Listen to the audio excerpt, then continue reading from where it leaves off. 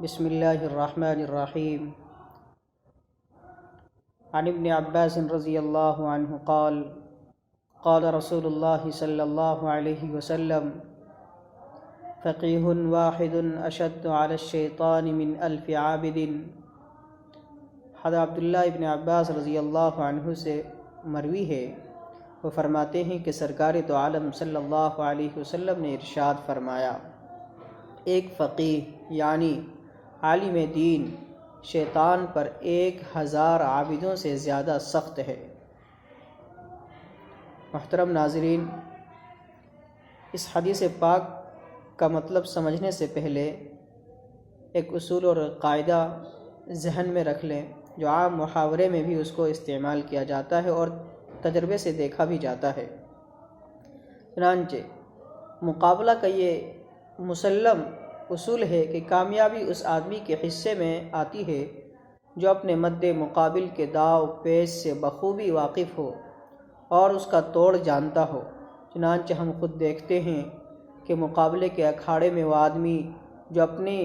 ظاہری جسم کی طاقت اور جسم کے اعتبار سے کوئی اہمیت نہیں رکھتا، اپنے اس مقابل کو پچھاڑ دیتا ہے جو جسم و بدن کے اعتبار سے اس سے کئی گنا زیادہ ہوتا ہے،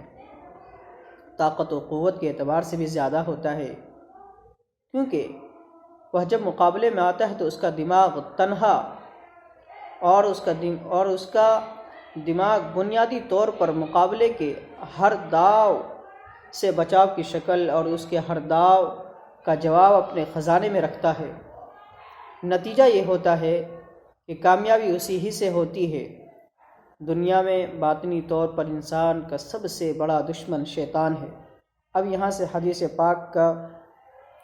مطلب سمجھیں، حدیث پاک کا خلاصہ میں بتلا رہا ہوں یہاں سے اب کہ انسان کہ باطنی طور پر انسان کا سب سے بڑا دشمن شیطان ہے، جو اپنے مکر و فریب کی طاقت سے لوگوں کو گمراہی کی وادی میں پھنساتا رہتا ہے۔ ظاہر ہے کہ وہ لوگ جو شیطان کے مکر و فریب سے واقف نہیں ہوتے اور اس کی طاقت و قوت کا جواب نہیں رکھتے، وہ لوگ گمراہ ہو جاتے ہیں۔ مگر ایسے لوگ جو اس کے داؤ پیچ اور اس کی طاقت و قوت کا جواب رکھتے ہیں، تو ایسے لوگ جو اس کے ہر داؤ کا جواب رکھتے ہیں اور اس کی طاقت و قوت کی شہرک پر ان کا ہاتھ ہوتا ہے، وہ نہ صرف یہ کہ خود اس کی گمراہی سے محفوظ رہتے ہیں بلکہ دوسروں کو بھی محفوظ رکھتے ہیں۔ اور یہ وہ لوگ وہی عالم ہوتے ہیں جن کے قلب و دماغ نور الہی سے منور ہوتی ہیں اور نور الہی کے مقدس روشنی سے اپنے دلوں کو، اپنے ذہن و فکر کو منور کیے ہوئے رہتے ہیں، اور ان کے ذہن فکر و علم و معرفت کی طاقت سے بھرپور ہوتے ہیں۔ اسی لیے اس حدیث میں فرمایا جا رہا ہے کہ شیطان کے مقابلے میں 1000 عابد جتنی طاقت رکھتے ہیں اتنی طاقت تنہا ایک عالم کے پاس ہوتی ہے،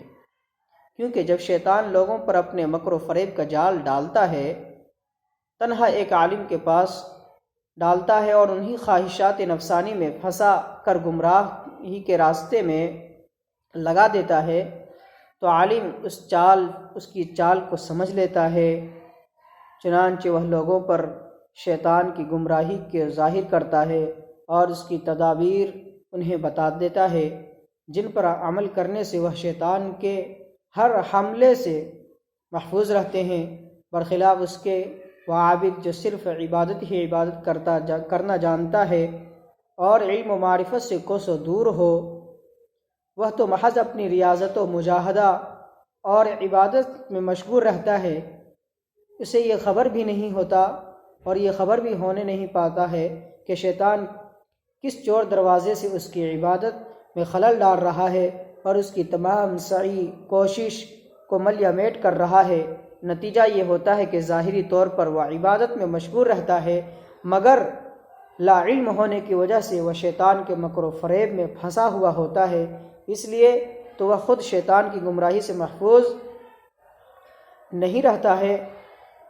اور وہ نہ دوسروں کو محفوظ رکھ سکتا ہے۔ اسی لیے اس حدیث پاک میں فرمایا اللہ کے نبی نے کہ ایک فقیہ، ایک عالم 1000 عابدوں سے زیادہ بھاری ہے، زیادہ سخت ہے شیطان کے مقابلے میں، کیونکہ علم کی وجہ سے وہ شیطان کے ہر داؤ پیچ کو، ہر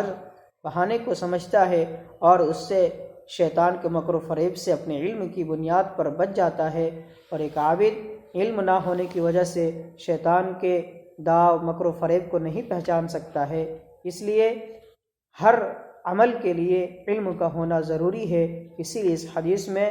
یہاں پر عالم کی فضیلت عابد پر زیادہ واضح ہے، اور بات سمجھ میں آ رہی ہے کہ کس بنیاد پر 1000 عابدوں سے زیادہ ایک عالم کی فضیلت شیطان کے مقابلے میں شیطان پر زیادہ بھاری کیوں ہے، یہ سمجھ میں آ رہی ہے۔ اللہ تعالی ہم سب کو علم نافع عطا فرمائے، آمین۔